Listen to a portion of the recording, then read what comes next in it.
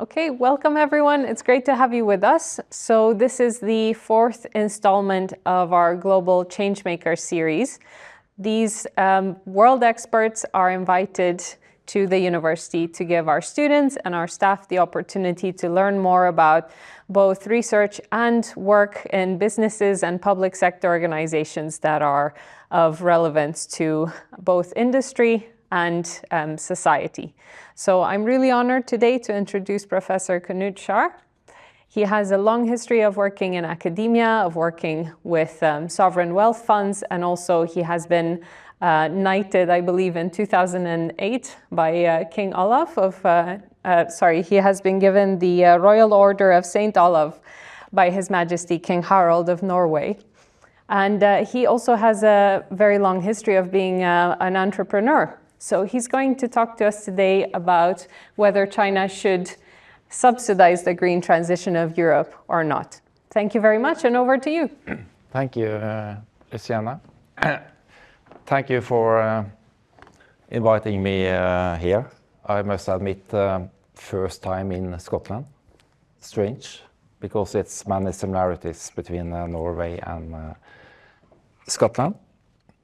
I'm aware of the history you have with the Enlightenment of Scotland, Adam Smith being a part of that, and I will come back to that in my lecture. And by the way, you are welcome to interrupt me and ask questions. So, a lot of investment experience. The once in a lifetime opportunity for me was to come in by end of 1990s to start building the Norwegian Sovereign Wealth Fund. And I did that for 10 years. It's still my baby in a way, even it has grown quite big since that time. I have since then worked with the private equity. I'm still working with hedge funds. I'm working as chair of the biggest pension fund in Europe, Dutch, in the asset management part. I've been working many years with helping building the Sovereign Wealth Fund of China, been in the advisory council. And you will sense some of my thinking is also informed from being that much in China. That is a different worldview than seeing the world from like the US. I start with a side note. The capital market of quite recently. Some American companies are much bigger than each of the national equity markets. Like of England, you have the green here, UK, you have China. You have 3 American companies being bigger than the whole capital market of equity market of England. That is Apple, Nvidia, and Microsoft. And you have Taiwan Semiconductor, that is a Taiwan company. You have Tesla. So you have a concentration of big companies here that is, in a historical context, unique. And by the way, the blue here, the dark blue, is a Norwegian fund. That is also quite big in this global context. So I'm not concluding from this graph, but we can come back to that in the discussion. What power exercise people like Elon Musk now? And what will govern American decision-making geopolitically when you have this business interest also linked to China and Taiwan. But the topic now is, should we let China continue subsidizing the green transition of Europe? The arguments for let China continue and pay, and its arguments against. And we are going to discuss that. Of course, we can say that we should let the trade still go on being free. We know from economic theory that free trade is the always best solution. And we know from welfare theory that with externalities, climate change is the biggest externality the world ever have seen. We should have taxed the carbon emission. But in that theory, we also know that we should subsidize, like technology, that is contributing to the green energy transition. But it's not that easy. We have several dimensions. Security, and I will come back to that. We have the risk, supply chain risk, weaponizing risk. Another way of putting this broad picture is looking at the three dimensions: social stability, security, and climate change. We have to tackle climate change. It's the biggest threat to human civilization ever. Maybe not because of atomic warfare is, of course, within minutes destroying us. But except for that, we have security coming up with the war in Europe, with a higher level of tension between especially US and China. But we also have the social stability issue. That is the threatening of liberal democracies from within. So we know from the work of Adam Smith, for example, and from experience that capitalism is the best system using market incentives. Should we continue trading, or should we protecting in this dimension three types? Let's come back to that in the discussion. So I start with the case for free trade, and then continue with the cases against, and I will let you to take the conclusion. The arguments for free trade are given back here, 1776. We are in Europe more exposed to global warming than maybe most other regions. We have a serious ambition about net zero by 2050 with good reasons. And free trade is helping us with achieving that. Before the Wealth of Nations, it was a mercantilist school of thinking. Here's a director, Thomas Mann, from East India Company. And it was self-serving in a way. And he was only one of many representatives. For the school, saying is that we should export more than we import. And gold is a kind of measure of a national wealth. But that was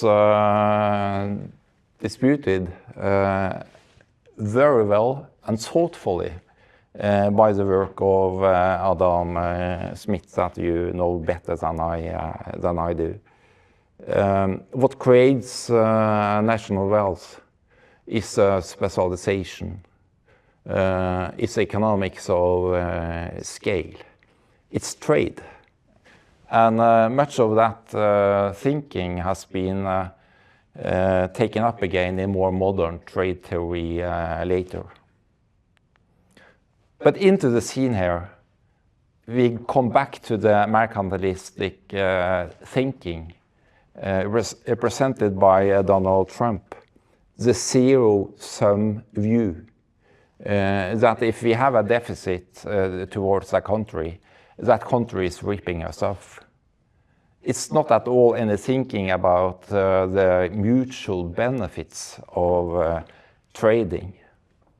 So we are in a critical time now It has been the Pax America since the World War II, built by American leadership, many institutions securing security, trade, World Trade Organization, and so on. And it was helping countries and benefiting from trading with each other instead of conflicts. And the old imperialistic way of great power behavior. So it's obviously a lot of reactions to what's going on in Washington. It's all the future of trade. It's also the future of global security. It's global rule of law. The tariffs proposed by the new American administration, they are significant in an American context of tariffs. We may not know yet what's going to be real. Is it to just pose a threat to create a deal, as we see maybe with Canada, Panama, and so on. But we are getting now tariff on steel, aluminium, like in 2018. That was very disruptive for American industries. World trade since 1800 really picked up. And this trade is not just by the Ricardo competitive advantage, different commodities and raw materials against different. It's within a very specific type of commodities, even there, trade between nations. And I think if we go in and calculate the welfare gain by this highly specialized global economy, allowing for economics of scale and so on, it has been an enormous building of welfare. But it has not been divided, distributed in a fair way in some of the societies. So the thing going on now in US is that denial of knowledge. Is it conspiracy theories? Is it intellectual laziness? Or is it a part of a global power realism? That we are changing the way global powers react to each other. So this is a mastermind plan going on.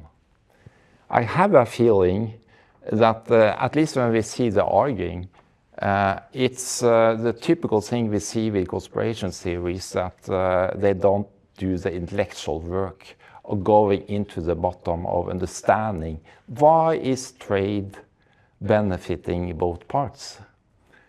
And it's not taking into account the identity as you have in economics. How can you, by the national account identities, explain trade deficit? You can explain it by a country is investing more than it's saving, and that it is having a big government deficit. Take US now. Big deficits, historical high deficits. That create trade deficits. Can you blame other countries for that?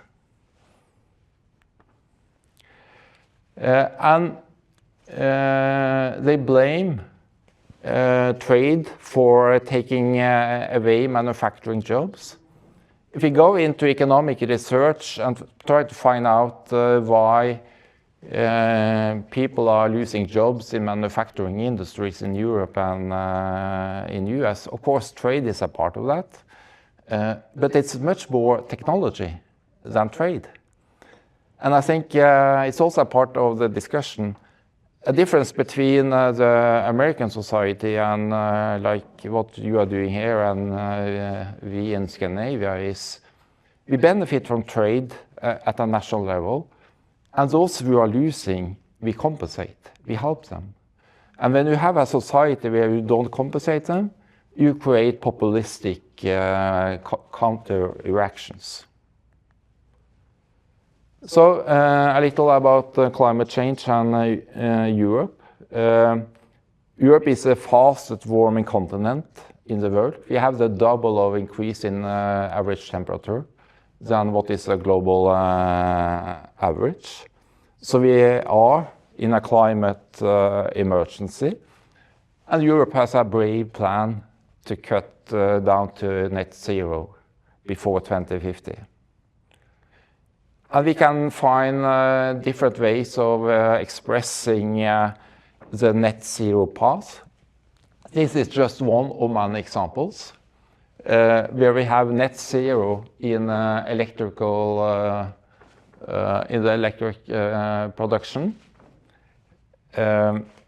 See, it's increasing because we have to electrify much more than we do today. The solar and wind will take the bulk of that in this scenario. The big problem here is you cannot store those energies. And that's a part of the energy market in Europe now. You have huge volatility. You should have mega batteries to store energy. And we may need China for producing that. China is the sole global manufacturing superpower, having more than 30% of the total manufacturing capacity in the world. You can see here the extreme growth from 2005. And this is a plan by China, and I'm coming back to that. A part of the plan is to subsidize. So manufacturing production is more subsidized in China than in other countries, as you see here. It's also a nature of the Chinese policy that they suppress consumption. It's much more investment, share of GDP, than we have in other economies. Much lower consumption part.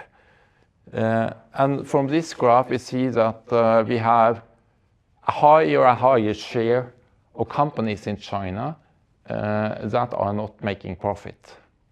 So they're building a huge overcapacity. And what do you do with that capacity? You have to export it. Some of the export is in green energy technology. And here we see the build-up in capacity in like solar, wind, batteries, electrical vehicles. The red here is China, and you see how big China is compared to the rest of the world. And looking at possible green technology trade flows, 10 years from now, the size of the red circles, China, compared to the others, much, much bigger. And we will, in Europe, as in the US, will be net importers. This is IMF, International Energy Agency estimates. So behind the enormous increase in Chinese manufacturing production and technological innovations, it is 5-year planning. So the 5-year plan 10 years back did include power equipment, new energy vehicles and equipment. The Chinese electrical vehicles today are much more advanced, much more fuel efficient, much more attractive technology than you find with electrical cars in Europe and in the US. That was not the case 10 years ago, but they have invested enormous amounts, and they have used all the tricks in the capitalistic book about entrepreneurship and markets. That's a big difference from the Soviet Union that failed because it lacked the economic mechanism. So then we take the last part. What should restrain us from just importing from China everything we need here and let China outcompete like our car factories? Yes, please. So just a question, I'm curious. Because it didn't show in the graphs like how much of what is different, of course, in terms of material. So I can imagine like an industrial policy subsidizing a sector like China is. Okay, it might be justified. The necessary condition for that, you have the material. So if Europe does not have such thing, to build batteries, for instance, it might not be justified either to subsidizing a sector, right? So I would like to know your opinion about how much actually these subsidies are require some sort of like have an advantage in terms of material you own and not. Yeah, and you know, they start with very little natural advantage. And I will come back to some of that in this section. And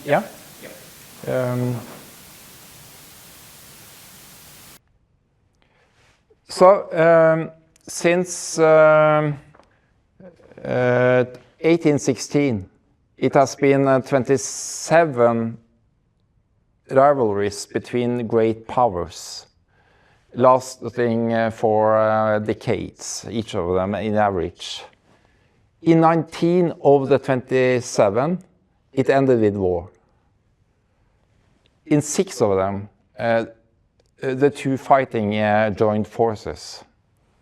One ended peaceful, that was the collapse of the Soviet Union. So this is a geopolitical, historical backdrop. China is much more integrated in the global economy than Soviet was. And the trade flows. China is the biggest trading partner for more than 120 countries, much more than US. The trade of China is much bigger than the trade of the US, for example. When we ask Europeans today, which crises have the greatest influence on the way you look at the future? It starts, the highest ranking is the Russian invasion of Ukraine. Then comes the pandemic, then comes financial crisis, and then comes the climate change. Security is important. So last fall, when the EU Commission received a report from Draghi, the former central bank governor, on fixing the economic malfunction of Europe, some weeks later, they see the report led by the former Finnish president, Niinistö. That was about European security. Reading that report is not helping your sleep. It's about the threats. It's about the new security instability facing Europe. We have to prepare for a more dangerous world. And it named the hybrid warfare. It named, of course, Russia all over, but it also named China. And then and this is a part of your question, like rare earth, the mining, separation and so on, China has a great advantage. And they have resources, And they have built a kind of global monopolistic power. And also, if you see at processing a lot of materials, that all of them are important into electronics and into the green transition, China has upper hand. That's not the case when you look at the minerals. Much of the minerals they don't have, or not so plentiful, but they buy it, or they buy mines in Africa and other countries. So they have used enormous resources to build this as a kind of advantage, to have a control. And that can be weaponized. The threat to Europe goes through, in particular, the car industry. We talk about 14 million workers. And in a prediction in an ECB paper last fall, they see a much higher market share for Chinese electrical vehicles. And for the obvious reasons, they produce it cheaper and they are better.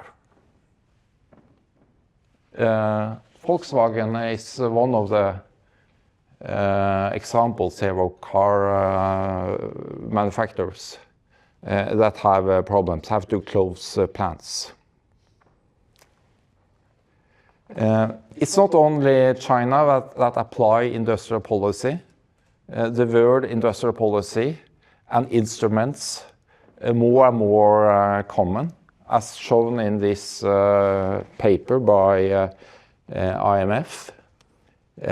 So states are more and more coming back to having a say in the market economies.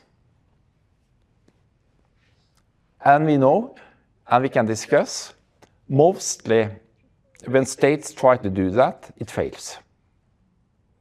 So we may be tempted, because of security, to go into something that is costing us in loss of efficiency. China, the first 5-year plan with Mao in 1953, what is financing this? And what makes it possible to subsidize in a way in China? The thing they do, they have much higher household saving ratio, they're read here, than all other countries. And they have a very low degree of social protection. So people in China, they have to save because the state don't protect them. And some years ago, when President Xi was challenged, why don't we do this? He was answering that, well, then people get lazy. So the mentality in China is produce is better than consume. And because of that mentality and the 5-year plans, they have built this whole global manufacturing superpower position. Is behind that a strategic thinking about the world dominance? Or is it the communistic DNA that it's better to produce than to empower consumers? So this is also showing the low level of Chinese consumption as share of GDP. So I'm ending now. We have the cases for free trade.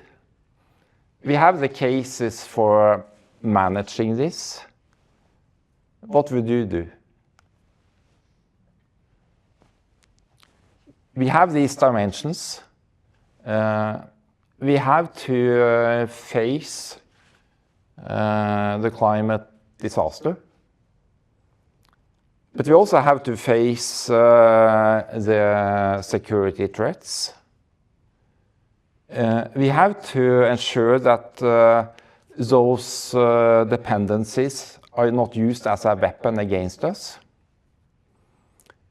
And we must behave in a way that don't get our societies to become populistic, right-wing led, that easily end with a fascistic type of system. We have historical examples on that. Europe is already doing a lot of things. One is a report on security. Now it's about putting duties on electrical cars and bicycles from China.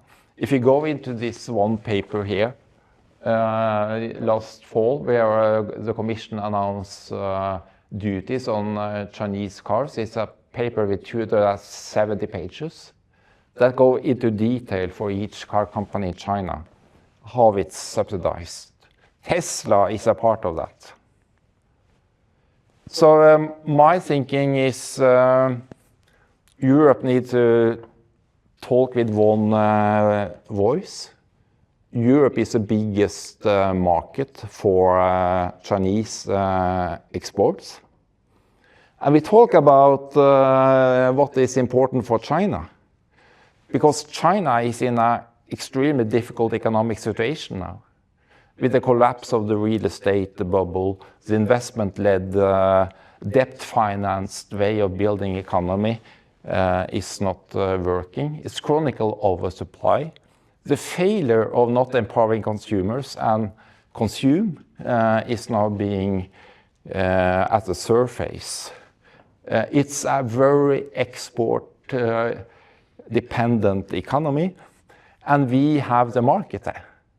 So why not use even more the market access as a strategic tool, and to bend China and say, if you not stop supporting Russia indirectly and directly, we will start to restrict. Because we have a war going on in Europe. It's not only the hot war in Ukraine, it's a hybrid warfare that Russians don't even try to hide or escape from, that they are openly doing. And they couldn't do that without China. So why should Europe let China have free access to its enormous market? So that was my thinking, but I'm eager to hear yours. Thank you.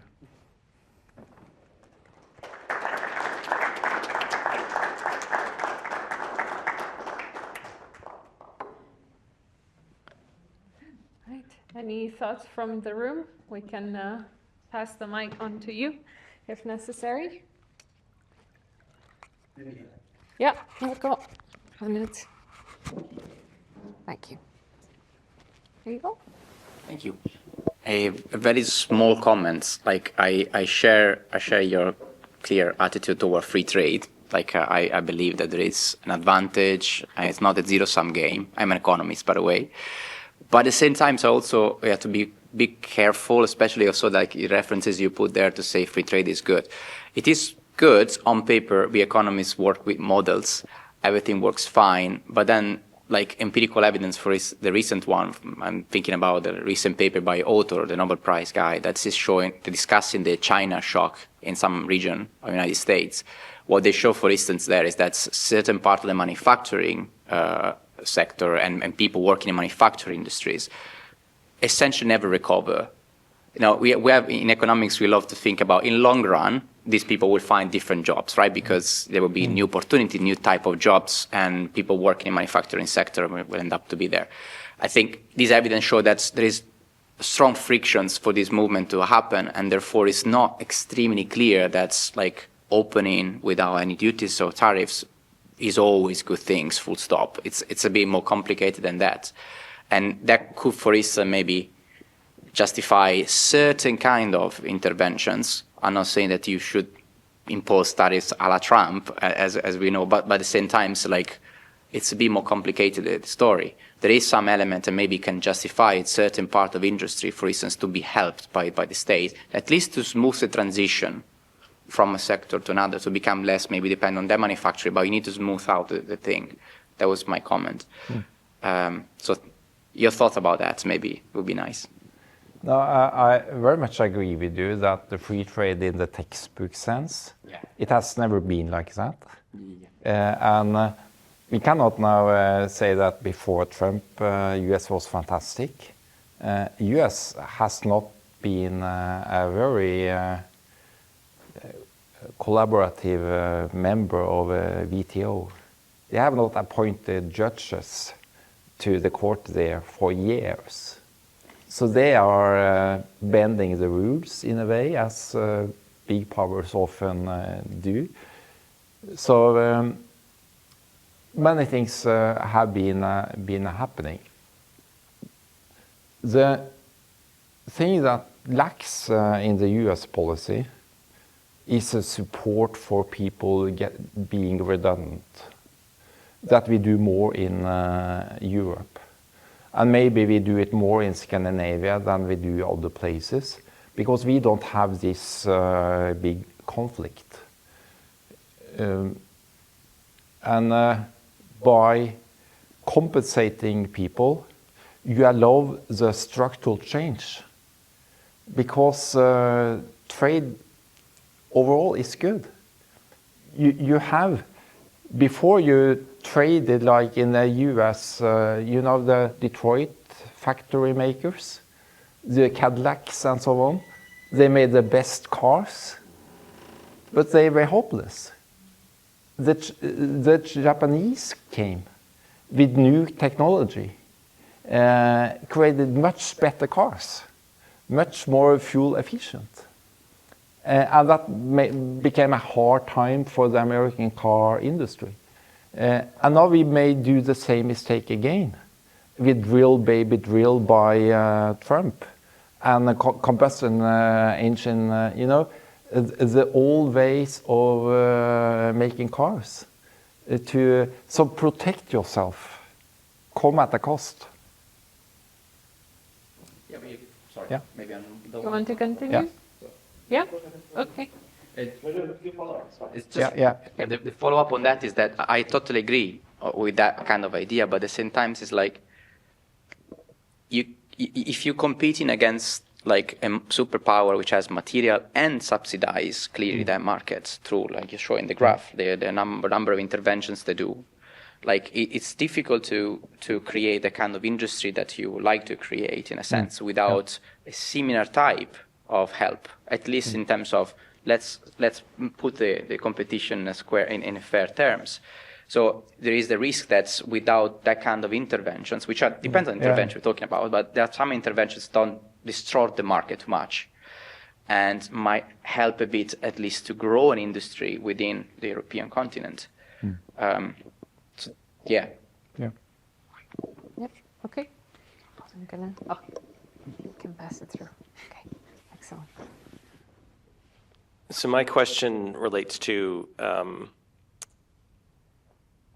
your interpretation of what Trump is doing vis-a-vis Greenland and Panama as some kind of imperialistic endeavor. In the Arctic, China and Russia are dominating. Canada has underinvested in its defense. And then you have to ask who's going to defend Greenland, which is in principle part of Europe, or who's going to defend Norway, for that matter, if the Arctic, which is warming, becomes hot in the form of some kind of conflict, or at least who's going to control the trade through that warming part of the planet.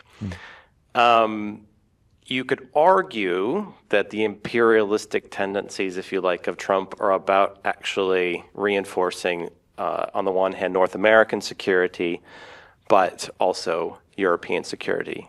Because what we know is that even when a neighbor invades another neighbor, and I'm talking about Russia invading Ukraine, that conflict still has not pushed European countries to up their game on national defense or a European level coordination of defense industrial policy. So my question to you is, should we be thinking in this European bloc as acting independently and rather thinking about the democracies of the world working together to resist Russian aggression or, for that matter, Chinese aggression, which I actually don't think Chinese aggression is very much of a threat, by the way.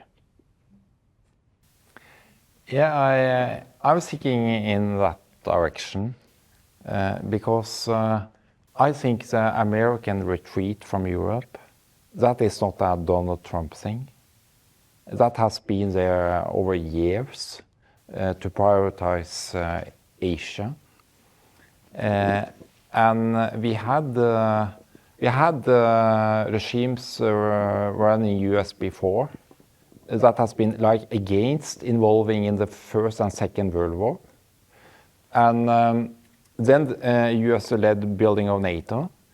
But into the presidential election in the US in 1952, it was a Republican candidate, I forgot the name. His mantra was to withdraw US from NATO. And because of that, Eisenhower did enter the race, and he became the president and kept the US in NATO. So I think we have needed the wake-up call. And I think Europe has a long way to go because Europe has taken the security for granted and without paying. So that has to be met by coordinated actions. Can I just follow up and say that we shouldn't see it as a retreat, right? I mean, the U.S. is still part of NATO, but what's happened, and again, you mentioned this too, everyone thinks it's a Trump phenomenon, but actually it's consistent across U.S. administrations. There has been a demand for decades for Europe to spend more on its defense, but that doesn't mean that America won't honor its treaty obligations in the event of a conflict. And so I think my concern with the rhetoric in Europe is this idea of, America's becoming isolationist, which I don't think is true, and that it's retreating from Europe. Actually, and you've hit the nail on the head, it's about, no, Europe needs to take more responsibility and coordinate its security. I would ask another question, but I'm not going to because there should be other people asking questions. But I very much agree with that. Okay. And you see also, like the former head of NATO, Jens Stoltenberg, he's also saying that very clearly. And when you started with Greenland, that's in the interest of the US as well. Yeah. And the security of Europe is also about security for the US. Yeah. Yeah. Yeah. Just bear with me. Thank you. Hello, Melissa. Yeah. So of course we focused the discussion in China and the US, and you're giving some suggestions for an European strategy as well. So coming from one of the emerging economies, in my case it's Brazil, but just think about emerging economies. What role do they play in this, and what sort of strategies should they be coming up with? Would they just support whoever wins between the US and China? Emerging economies, and we talk about global south. That is China, a way of the clever statesmanship of China is to take a leadership of global south. And that's the biggest failure of the West, to let global south go into kind of the hands because we play it so bad ourselves. Like what we do with Israel and Gaza, and now the Trump thing there, is the worst thing the West could do with like keeping the relations to global south. And if you think about the long run, we are a tiny part of the global population. We monopolize in a way much of the resources. In the long run, we have to be a part allied with global south. and we behave very, very against that. So I think this is a position for Europe. I tried to write to my friends in China when Russia attacked Ukraine and said, now you have a historic chance to build a bridge to Europe. But they didn't. And the rhetoric is putting Europe and US together as imperialistic countries, and we share an imperialistic part. But Europe has this mindset of not being imperialistic now and democracy and living in peace and openness. Europe could well manage to have a good position to China and to Global South. But we are not behaving in that way, and China has mismanaged this historical opportunity. Thank you. Okay, excellent. Any questions coming from the side of the room? Well, people think we do have 2 questions that were requested in writing before this session, if we're okay to ask that. So one question was, in your opinion, what is the importance of real-time data to monitor the situation and also to keep an eye on our approaching of the global tipping point in terms of climate change? Yeah, we could have another lecture of financial climate risk, and that's my work at the university home. Over the last 2 decades, technology has been very much in favor of taking down emissions to the atmosphere. So the cost now is much lower than what has been estimated before. The cost curve of cutting carbon is moving out in positive territory. The negative side is the climate research. We have less time. We have less carbon quota in the atmosphere. And we know much more about the tipping points. And when you mention the warming of the Arctics, it's more carbon to be released there than ever being put in the atmosphere by human activity altogether so far. So the complexity of the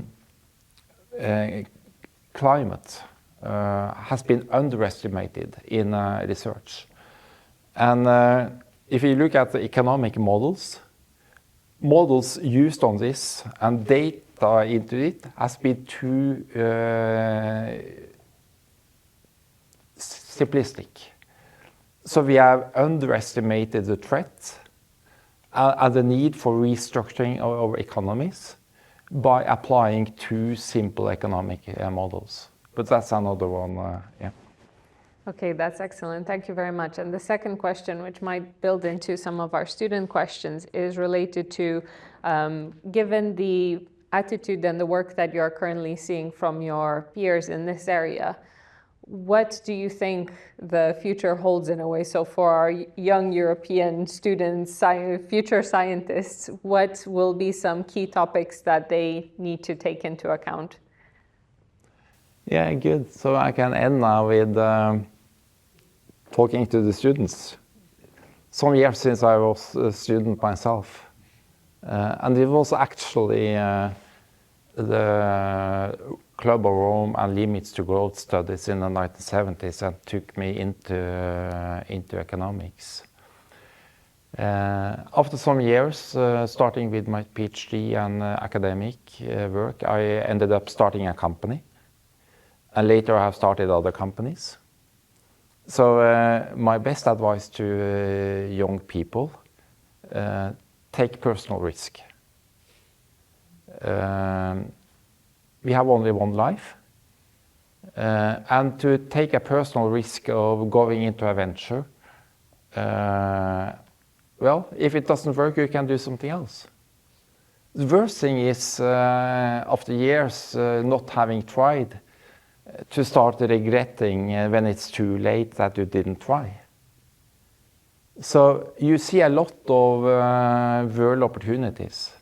And this is about everything we should do. Go out and do it. Instead of in a bureaucratic, locked context, build something. Innovate. Take risk. Get venture capital. And just do it. That's my advice. That's great. I think we have time for maybe 1 or 2 more questions. Yep. Thank you. Thank you. I think I was struck by, is that on? It is. It is. By the point about materials that you brought up earlier, and I just keep thinking back to the slide that you showed with, so China has some of the natural resources required for green technology development, but has invested in a lot of the others and gained access to a lot of others through business in Africa, for example. So just that you showed that on the chart. I suppose I'm thinking, how can Europe or any other region compete with that? Because China has put itself in such a good position in terms of the resources needed for all these green technologies. But when you're talking about innovation and advice to the students, I'm thinking another angle is thinking of the circular economy approach to do we want to continue focusing on extracting raw materials, but what about remanufacturing and gaining access to reusing resources, metals, minerals that are already there in products somewhere? So maybe that's an opportunity for more innovation in different regions. Yeah, I agree with you. And it's also work in Europe now mapping like natural resources in Europe to find alternatives to Chinese supply. But yes, the work on circular economy and also how to use a tax system so that the repairing old stuff get better incentives and that you punish more use of resources. Maybe I can give a last comment back on the US policy and your question about trade policy. I think the biggest thing the US could do, and this holds for European countries as well, is our economies are so consumption focused. We are losing manufacturing power, technology development because our economies is all about consumption. And consumption is also a part of creating this climate problem. So moving the economic structure into becoming less consumption driven and more room for investments like in new technology, I think is better ways than stopping importing from other countries. Yeah. Okay. One last question. You raised hands. Yep. Okay. It looks like we're happy. Thank you so much. So now we'll end the formal session, and if any of the students would want to sort of ask questions face-to-face, that will be possible from now on. Thank you once more, Professor Kjaer. Thank you.